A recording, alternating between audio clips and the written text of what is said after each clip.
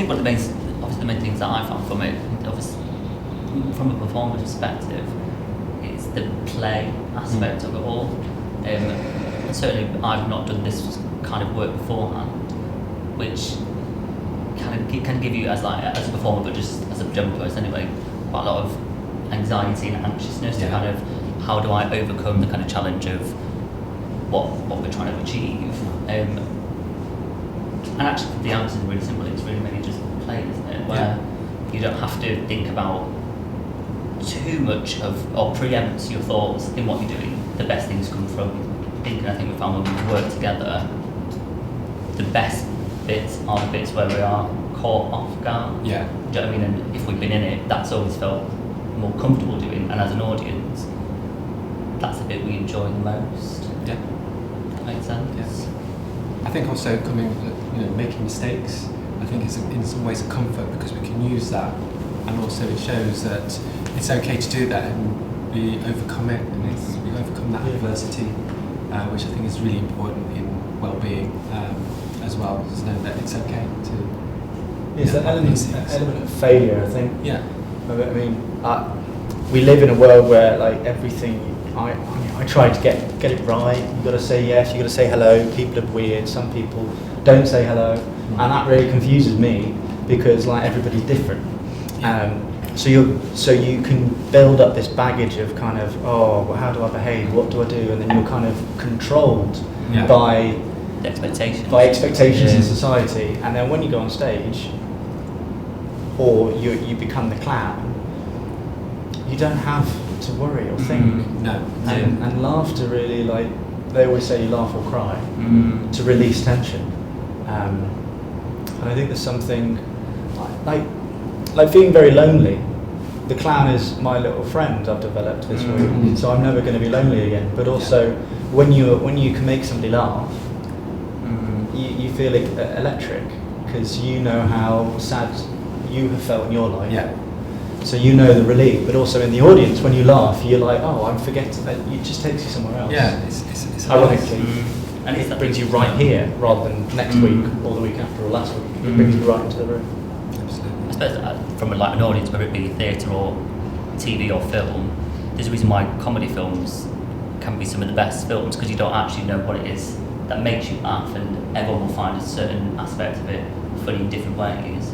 And I think it is a lot harder to be funny from a performer, but from just doing this work you realise, like I say, there is no expectation, so it's not like you have to turn up and go, do I know my lines or do anything. You can play, and it is kind of a skill which you don't have to necessarily be a performer to be able to do it, and that's the main key, where certain people shy away from maybe a performative workshop or project because they think you have to get it right, which is exactly what you've just been saying, where the more you don't get it right, that's the best. That's the best thing, that's why this work can be so useful in every aspect, but not just as it teaches we're you performers. to, it can be as a way of life. Like say, you it can be take your that friend. into the life. Oh, that happened. Oh well, I Yeah. can deal with that, and I think that maybe Absolutely. helps with the sort of wellness laugh of at that stuff that happens in Yeah. your life. If you see it from the clown's point of view, it's like actually that's just another funny thing These that's things happened happen. to me. And If you're walking home and it's raining, and then you get the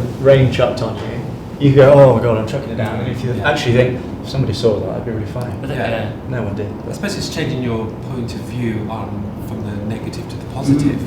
You're going with life, because Yeah. I think we like to try and think we've got life sorted, we know what we're doing, but the older you get, the more you know what you're going to do, and actually that's not the case. And like I say, you can then deal with it slightly differently. I think laughing obviously releases endorphins, as we know, which is very good for our mental health generally. We all feel better after sort of laughing and having a smile, and sharing that moment with other people as well, whether that's the performance or other members of the audience or in the audience or with each other as performers. And also I think with like the thing with clowning is, yes, obviously it's kind of a different world and it's a different style that's not necessarily naturalism, but it is very human. And the things that we get the most laughs from, I think, are the things that people relate to. And like with the failure, and watching that failure and stuff, and I think that's very just. We all share it. Yeah. We all share it. It's a communal And I think it can be quite, especially, I hate to say it, but after recent times, let's not say the C word, but we all experienced it differently, but also we all shared it. Yeah. And whether we felt lonely or whether we had people in the house to talk to or something, we've all had this experience, and we can, and it unifies us in sometimes a world where we're trying to be separated, where we're trying to separate ourselves or other people are trying to separate us. I think it's quite nice to share a moment, to go, this is all right to fail, or this is all right to laugh, or this is a safe place. I think another thing that clowning, a particular aspect of it that I find really interesting and would like to explore more, is that as a performer, I think it helps you to create an awareness about yourself, an awareness about different things, parts of your personality, different parts of your mental well-being, and you can take a tiny little part of yourself and then amplify it and play with it and find the humour in it, share it, find who relates to it, and it's kind of a way of expression. So like you can literally just any sort of little thing about yourself, like if you're a bit clumsy or uncoordinated, you know, maybe that's something that you really play with, or if you kind of find communication really confusing and you find that you misinterpret things all the time, you know, as a human we feel really bad about that and maybe feel a bit embarrassed about that, or maybe we suppress that, but as a clown you can really pull that out of the bag and you know, use that in and play with it and explore you're it. not monitoring it, you're not trying to control, but it comes back to what Ralph said in terms of perspective.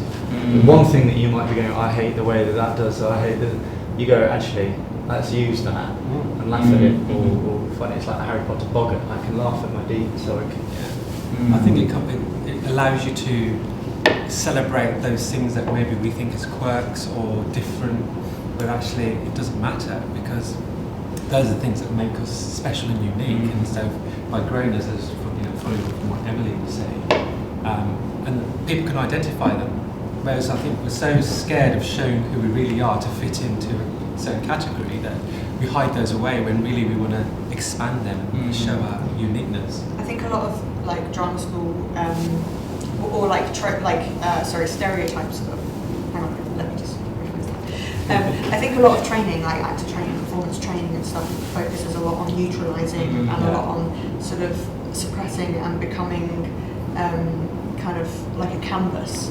And that, for a lot of people, that's really, really difficult.